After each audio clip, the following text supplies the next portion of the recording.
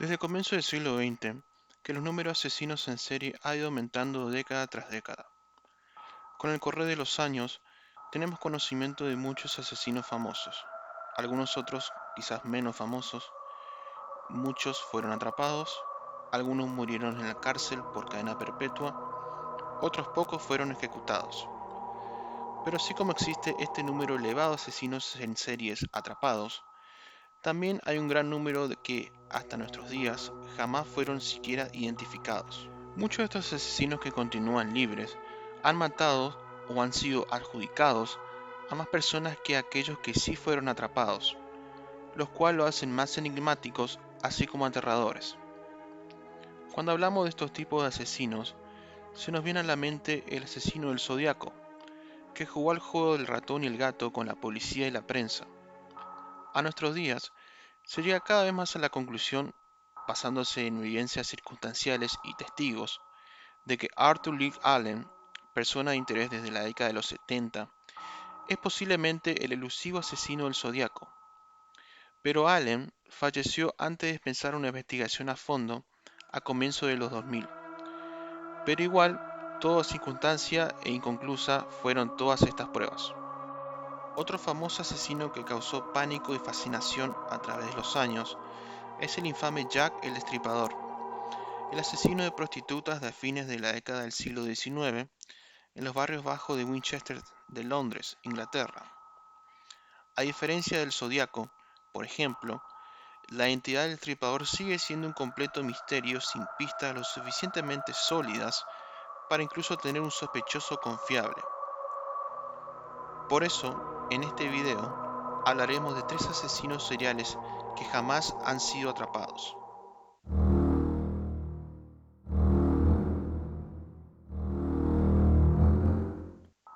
Mucho antes de que fuera estereotipada de forma infame por el narcotráfico a fines de los 70, así como las fuerzas paramilitares como la FARC, Colombia era un país que ofrecía no solo la riqueza de sus productos autóctonos, como el plátano y el café, sino también por sus hermosos paisajes. Pero durante gran parte de la década del 60, en la ciudad de Cali, una de las más importantes del país, se vio sumida en terror por un factor prácticamente desconocido para la comunidad, un asesino en serie. Durante los años venideros, trágicamente Colombia sufrió varios asesinos que mataban en secuencia, como el infame Luis Garavito o Pedro Alonso López, ambos figurando en el top 5 de los asesinos que más gente han matado según corroboraciones de por medio. Pero la diferencia con el monstruo de Mangones es que su caso estará siempre entre el mito y la leyenda, al nunca ser atrapado, algo que sigue generando temor incluso hasta nuestros días. El 5 de noviembre de 1963 se encontró en la localidad de Santa Rita, Cali, el cuerpo de un niño de 10 años en un pastizal. Estaba desnudo de la cintura para abajo, determinándose luego de que fue violado y estrangulado. El niño fue identificado como Luis Osorio y vendía periódicos en la calle. En primera instancia, se trabajó el caso como un homicidio común, aunque desconcertante, dado que era contra un inocente y humilde niño. Pero al menos de un mes, después de que los cuerpos de niños y adolescentes murieran con un modus operandi similar, empezó a causar revuelo en la comunidad al deducir que se podría tratar de una sola persona. El 4 de diciembre, en las praderas del norte de Siempre en Cali, se encontró el cuerpo de un adolescente en lo que se concordó que era el segundo asesinato del mismo perpetrador. Una semana más tarde, se encontró cerca de la orilla del río Aguacatal el cuerpo de un niño a que le habían removido los ojos. El 29 y el 31 de diciembre del mismo año, encontraron dos cuerpos más de niños, uno en una estación de trenes y el otro en los pastizales de los Prados del Norte. No solo la comunidad de Cali estaba sumida en el terror, sino toda Colombia, en donde los periódicos empezaron a plasmar la noticia de que un asesino estaba matando a niños de forma brutal. Pero el terror continuaba. En 1964, los cuerpos de niños no cesaban de aparecer. el cadáver de Fabio Palta, Jorge Díaz y tres más sin identificar, de entre 11 y 9 años, fueron encontrados en distintos lugares abandonados en la ciudad. Uno de ellos estaba en estado de momificación.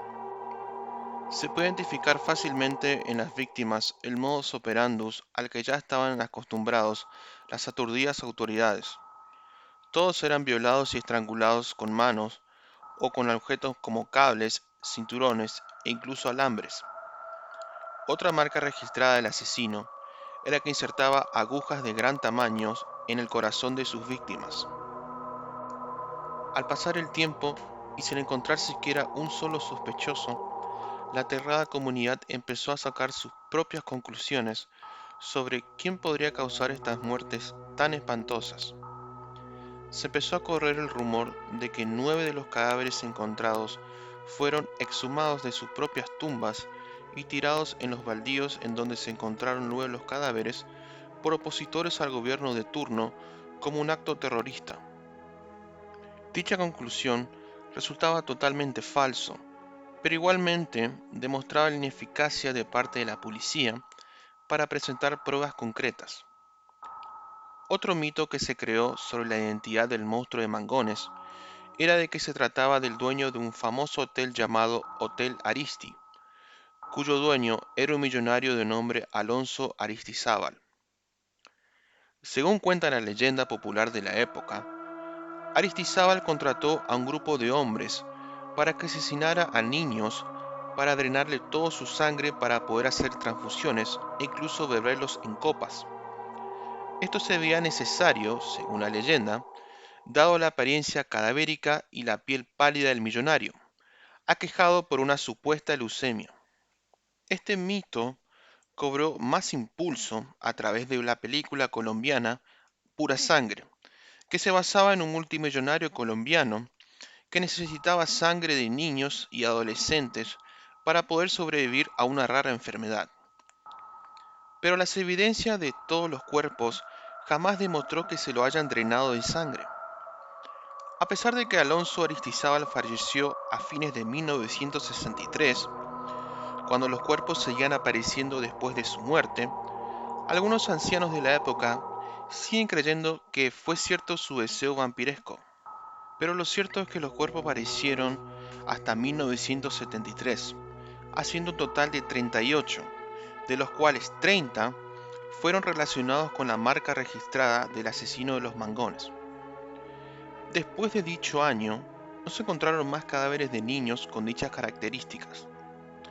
La leyenda del monstruo de los Mangones sigue siendo el mayor misterio policíaco de la historia de Colombia.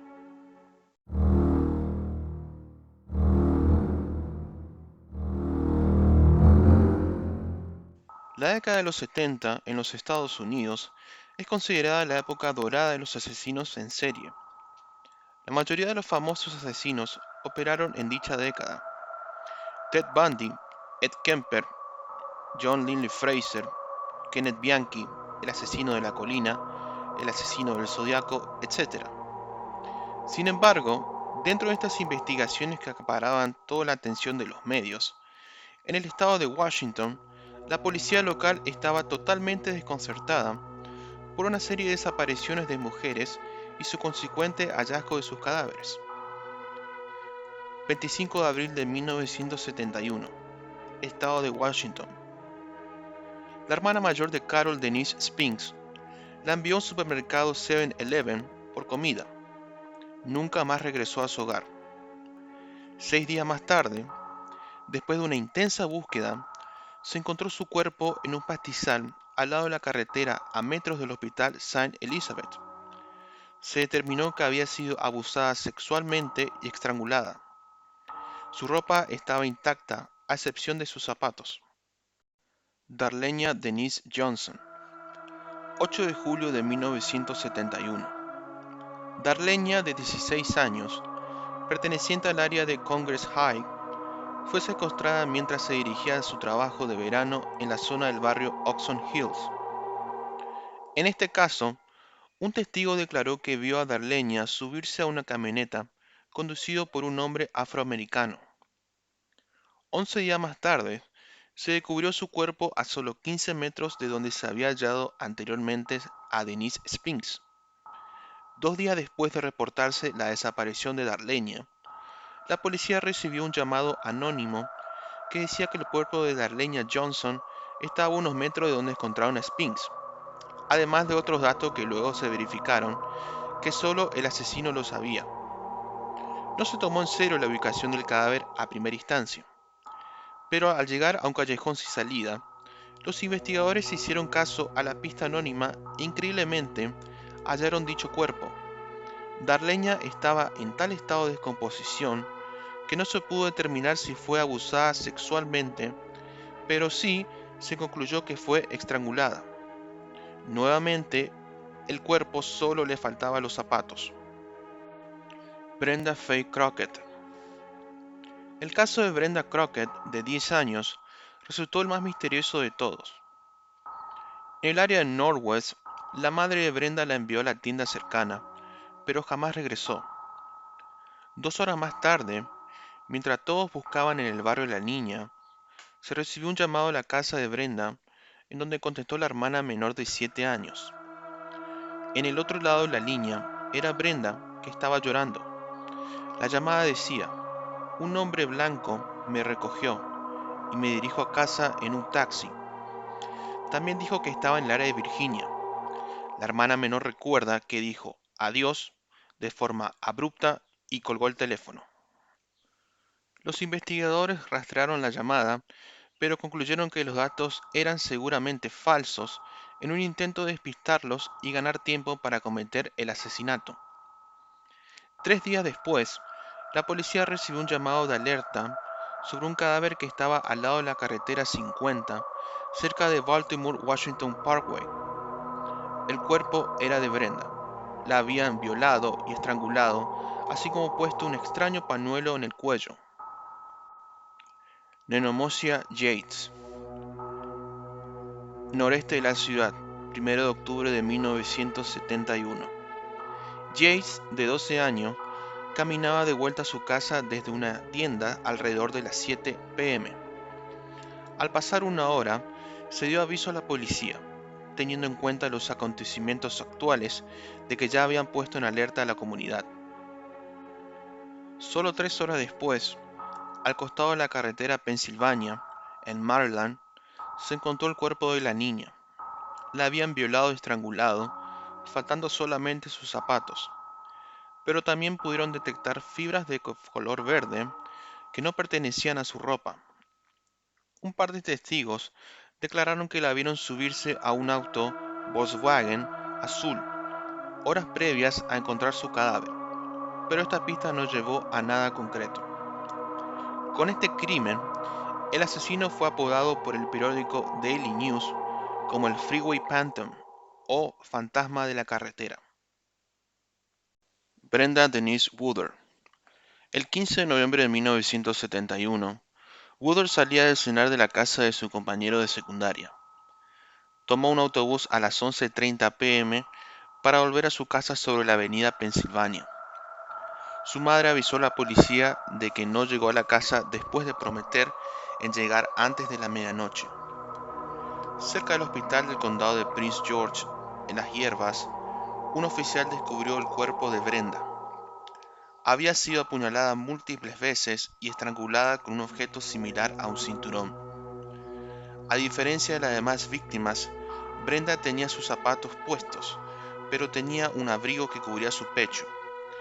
En uno de los bolsillos se encontró un pedazo de papel que decía lo siguiente: esto es importante para mí. Insensibilidad hacia las personas, especialmente las mujeres. Admitiré a los demás cuando me atrapes si puedes. Freeway Phantom. Los investigadores analizaron la nota escrita a mano, llegando a la conclusión de que no solo la hoja usada pertenecía al cuaderno de la víctima, sino que dicha nota había sido dictada y escrita por la misma Brenda. Esta conclusión era sostenida dado a la detección de disgrafía en el escrito, del cual también indicaba que Brenda pudo haber conocido a su asesino. Diane Denise Williams. El 5 de septiembre de 1972, Williams, de 17 años, se dirigió de su casa a la de su novio. Testigos la vieron por última vez tomando el autobús de vuelta a su casa a las 11:20 p.m. 3 horas más tarde, se informó del hallazgo de su cuerpo aún sin reportarse desaparecida por su familia, tirada al lado de la carretera I-295. Había sido estrangulada, pero no se encontró rastros de agresión sexual. Se encontraron rastros de semen, pero se concordó de que pertenecían a su novio, aunque nunca se verificó esto científicamente. Durante los años que se encontraron los cuerpos, la policía de todo el estado de Washington, todos los departamentos aledaños e incluso el FBI investigaron cada prueba que podían tener. Mantuvieron una línea directa telefónica para aportar pistas las 24 horas. Pero toda pista que reunían no llevaba a ninguna parte.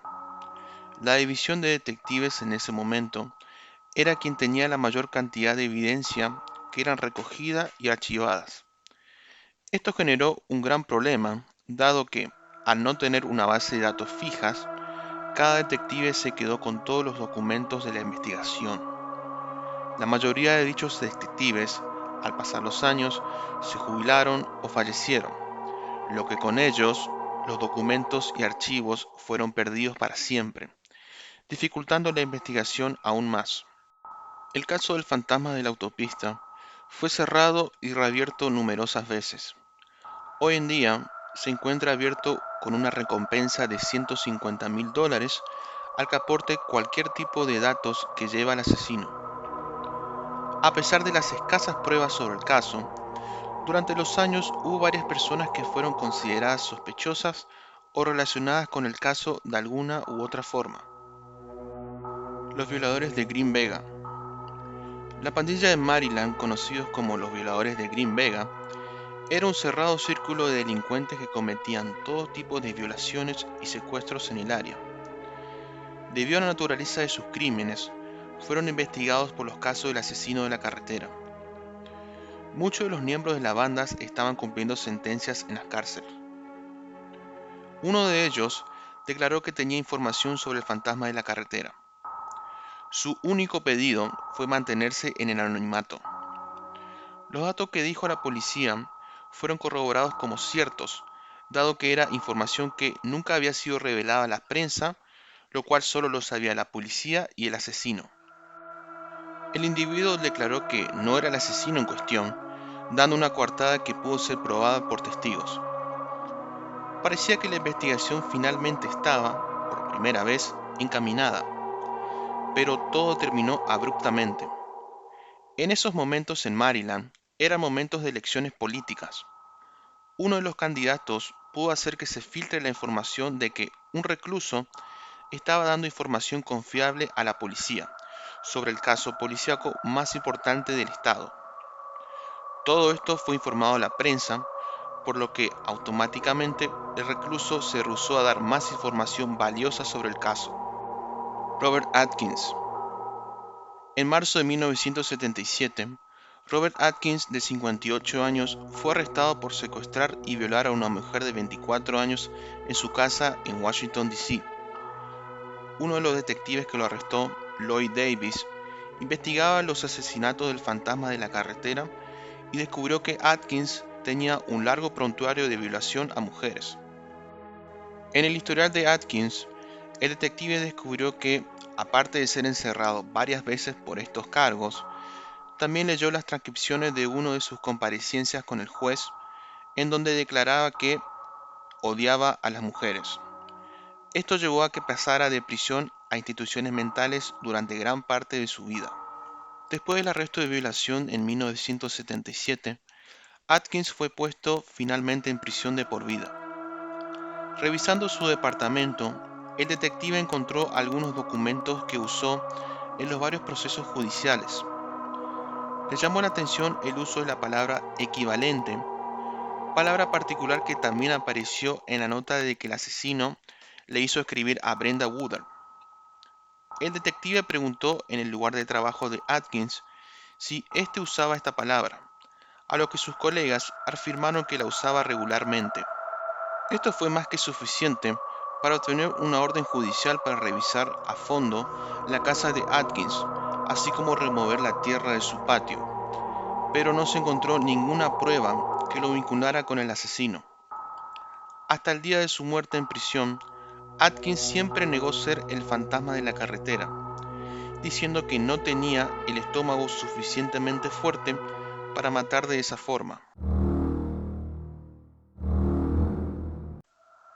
Entre 1971 y 1973, en la localidad de Rochester, Nueva York, el hallazgo de tres niñas asesinadas brutalmente que compartían la particularidad de tener la misma letra de su nombre así como de su apellido, desconcertó a la policía durante décadas y fascinó a cineastas y escritores. Carmen Colón. Una niña puertorriqueña de 10 años llamada Carmen Colón entraba en una farmacia a las 4:20 p.m. el 16 de noviembre de 1971. El dueño de la farmacia observó que, al salir del lugar, ingresó a un auto estacionado afuera. Jamás regresó a su casa. Se reportó desaparecida a las 19:50 p.m. del mismo día. Solo 15 minutos después de subir al auto, en la Interestatal 490, los automovilistas notaron a una niña gritando y llorando, moviendo los brazos en un intento desesperado de detener a cualquier auto que pasaba. Nadie se detuvo. El auto Ford Pinto, que la había recogido en la farmacia, fue el único que, en reversa, le pidió que subiera nuevamente. El cuerpo semidesnudo de Carmen Colón fue encontrado a menos de 1 kilómetro de dicha interestatal, no lejos de donde pedía gritos por ayuda. Había sido violada y estrangulada. La autopsia había revelado que tenía una gran cantidad de marcas de arañazos. Cuando se reveló no solo el asesinato de la niña, sino también el hecho de que nadie le ayudó en la autopista cuando pedía auxilio, generó una gran indignación en la comunidad. Se puso una recompensa inicial de $2.500, pero luego se juntó hasta 6.000 para cualquier persona que aporte datos sobre el caso. Los vecinos pusieron 5 carteles gigantes sobre la carretera pidiendo datos sobre Carmen Colón. Esto llevó a que la policía recibiera cientos de pistas del cual, y aunque tuvieron varios datos y sospechosos confiables, no le llevó a nada en concreto. Hasta el día de hoy, el caso sigue activo, pero con muy poca información valiosa desde que Carmen Colón fue asesinada. Wanda Walkowicz. 17 meses después del hallazgo de Carmen Colón, en el lado este de Rochester, el 2 de abril de 1973, Wanda Walkowicz, de 11 años, volvía de comprar alimentos a las 5:30 p.m. Para las 8 p.m., su familia la reportó como persona desaparecida. Teniendo en cuenta la experiencia anterior, la policía no perdió tiempo y rápidamente movilizó alrededor de 50 policías que empinaron todo el área de ida y vuelta de la tienda a la casa de la niña. Incluso registraron el río Genese, en donde solía jugar, pero no encontraron rastro alguno. Un testigo relató a la policía que vio a Wanda cargar las bolsas de alimento caminando por la vereda. Otros vieron que por donde caminaba con las bolsas, un auto de color marrón iba siguiéndola muy de cerca por la calle. Al día siguiente, a las 10:30 am, en una pequeña colina sobre la ruta estatal 104, en el área de Webster, 7 millas de Rochester, encontraron el cuerpo de Wanda. Estaba totalmente vestida y por la posición de su cuerpo se determinó que había sido arrojada de un auto en movimiento. No solo había sido violada, sino que la mataron estrangulándola con un cinturón. Presentaba heridas de tipo defensiva, lo que indicaba que había peleado de alguna manera con su asesino. Rastros de semen y vello púbico se encontraron, así como pelos de gato en su ropa, algo llamativo dado que su familia no tenía ningún gato. Una línea telefónica conectada a las 24 horas, una recompensa, así como vallas publicitarias, fueron también puestas en toda la ciudad para tener cualquier dato del caso. Una de las pistas recibida a la policía indicaba que un testigo vio a Wanda hablando con alguien dentro de un auto Dodge Dart a solo 3 cuadras de su casa. Un testigo corroboró este dato y agregó que vio a una niña pelirroja siendo forzada a entrar a dicho vehículo. La policía de Rochester en el momento negó que el caso esté vinculado con el de Carmen Colón de ninguna forma, pero asignaron al mismo sargento del caso Colón a investigar el de Wanda. A fines de 1973, la televisión local WOKR hizo un especial de 30 minutos del caso de Wanda, reconstruyendo todo el día del secuestro hasta el hallazgo de su cadáver.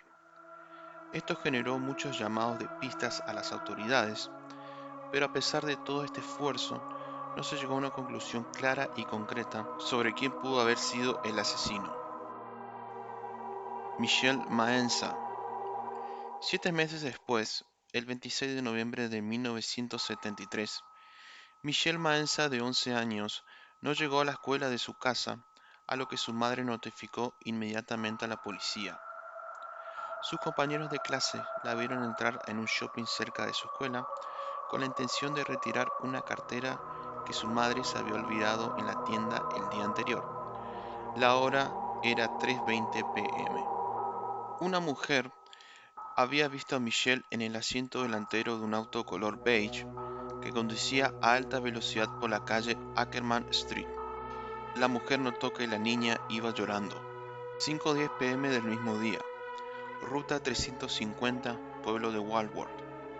Un motoquero notó a un hombre que estaba parado al lado de un auto color beige con una rueda pinchada. El motoquero paró su vehículo y se acercó al hombre a ofrecerle ayuda. El dueño del auto estaba con una niña agarrándola por la muñeca, del cual estaba totalmente seguro de que era Michelle Maenza. Este empujó a la niña dentro del auto rápidamente y trató de disimular que tapaba el número de su placa mientras rechazaba la ayuda del motoquero, del cual, desconcertado ante esta situación, decidió seguir su camino. El 28 de noviembre, en el pueblo de Macedon, a 15 millas de Rochester, en una zanja, se encontró el cuerpo de Michelle, que yacía boca abajo con toda la ropa puesta. La autopsia indicaba que había sido estrangulada con una especie de soga fina después de ser violada. Presentaba distintas marcas de golpes en todo el cuerpo, así como pelos de gatos, al igual que el caso de Wanda Walkowicz. Esta vez, testigos dieron información más detallada del hombre con la que vieron junto a Michelle. Lo describieron como un hombre caucásico de 1,83 m de altura y aproximadamente 75 kilos. Este dato fue corroborado al verlos en un local de comida rápida, una hora después de ser raptada. Pero todas las investigaciones, datos y testimonios no fueron suficientes para llegar a un solo sospechoso con estas características. Para el tercer asesinato en Rochester, con claras similitudes, la comunidad estaba totalmente en pánico, pidiendo al menos a un solo sospechoso que pudiera estar conectado con los casos. Se hizo un dibujo del posible sospechoso descrito por los testigos, lo que elevó el número de personas a 800 que interrogaron para esa altura. Las líneas directas seguían las 24 horas recibiendo todo tipo de datos y pistas que no daban ningún resultado en concreto. Lo que se pudo lograr después de años de investigación y cientos de testigos interrogados es que, aparte de las similitudes de las letras en los nombres, el asesino posiblemente haya tenido un empleo en algún tipo de asistencia social, lo que generaba empatía en los niños de la comunidad. Esto teniendo en cuenta el trasfondo de las familias, clases medias bajas y católicas, estando de alguna manera vulnerables. Durante los años, algunos sospechosos en concreto fueron investigados de forma extensa por los detectives de Rochester. Miguel Colón. El tío de Carmen Colón, Miguel, es hasta la fecha el sospechoso principal en el asesinato de su sobrina. Miguel era el hermano del padre de Carmen, Justiniano. Cuando Justiniano se separó de su esposa, Guillermina, madre de Carmen, esta empezó una relación con Miguel. incluso mudándose a su propia casa.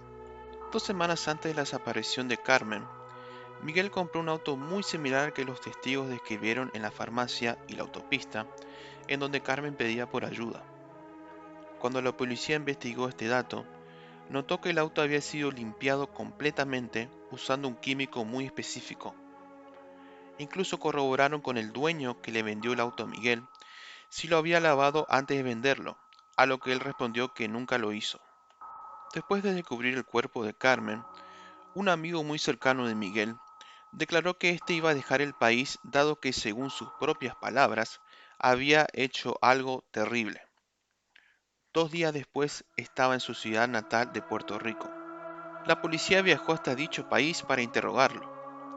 Después de días de buscarlos, dado que estaba claramente escapando, lo encontraron y lo extraditaron para que declarara en el caso de su sobrina. No pudo dar una coartada creíble y no tenía ningún testigo, incluso que corroborara dónde estuvo en el día del rapto de Carmen. Pero la policía no tenía ninguna evidencia física que pudieran acusarlo formalmente del asesinato, dado que todo era circunstancial. Miguel Colón se suicidó en 1991 después de disparar y herir de gravedad a su otro hermano y a su esposa. Dennis Termini.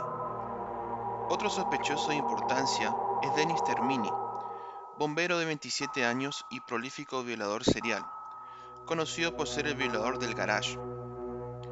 Termini cometió al menos 14 violaciones a niñas y adolescentes de entre 1971 y 1973. Tenía un vehículo similar al visto en el caso de Michelle Manson y vivía solo a 4 cuadras de donde fue vista por última vez. 5 semanas después del asesinato de la última víctima del asesino del alfabeto, el 1 de enero de 1974, Termini intentó secuestrar a una niña, pero no pudo. La niña no dejó de gritar y Termini no pudo hacerla entrar en su auto, lo que generó que muchos testigos vieran esto. Dejó a la niña en la calle y huyó. 2 semanas después, intentó secuestrar a un adolescente en una vereda, pero una patrulla oyó los gritos y persiguió al auto de Termini. Este, al verse arrinconado por otras patrullas que lo rodearon, solo 5 cuadras más adelante, se suicidó con un revólver que tenía. Los investigadores hallaron pelos de gato color blanco en el asiento trasero de su auto, lo que le llamó la atención, pero por alguna razón no trataron de vincularlos con el asesinato del alfabeto. En el 2007, se logró exhumar el cuerpo de Termini para comparar los ADNs encontrados en las 3 víctimas. Se determinó que Termini no era el asesino del alfabeto. Kenneth Bianchi. El famoso asesino de la colina también fue fuertemente vinculado al caso del alfabeto. Esto debido a que, en tiempos en que vivió en Rochester, tenía un auto del mismo modelo y color del identificado por los testigos. Aparte de trabajar como vendedor de helados callejeros, también tuvo varios empleos que estaba a corta distancia, en donde las 2 primeras niñas fueron vistas por última vez. Después del hallazgo de los 3 cuerpos, en 1976, Bianchi se mudó a Los Ángeles y entre 1977 y 78, junto a su primo Angelo Buono Jr., asesinan a 10 mujeres entre 12 y 28 años. Pero jamás fue vinculado directamente con los asesinatos en Rochester. Siempre negó rotundamente a estos vínculos e incluso pidió varias veces a la policía que investigara más a fondo para que su nombre quede fuera de los registros policíacos del alfabeto. Joseph Nasso. Joseph Nasso, de 77 años, fue arrestado en Nevada por asesinar a 4 mujeres prostitutas en California entre 1977 y 1994, a quienes no solo compartían las mismas profesiones, sino también las mismas letras de sus nombres. Nasso era nativo de Nueva York y vivió muchos años en Rochester. Se lo investigó durante mucho tiempo, por eso, cuando fue finalmente arrestado en el 2011, se pidió exámenes de ADN y semen para corroborarlos con los halladas en los cuerpos de las 3 niñas. No hubo concordancia de ningún tipo, lo que lo descartó al último sospechoso del caso del asesinato del alfabeto. A pesar de que estos 3 asesinos jamás fueron encontrados, incluso siquiera identificados, Los casos siguen abiertos, con la esperanza de que finalmente se pueda hacer justicia. Si el video te gustó, no olvides darle like y suscribirte si no lo estás. Deja tus opiniones en la caja de comentarios para más videos. Saludos.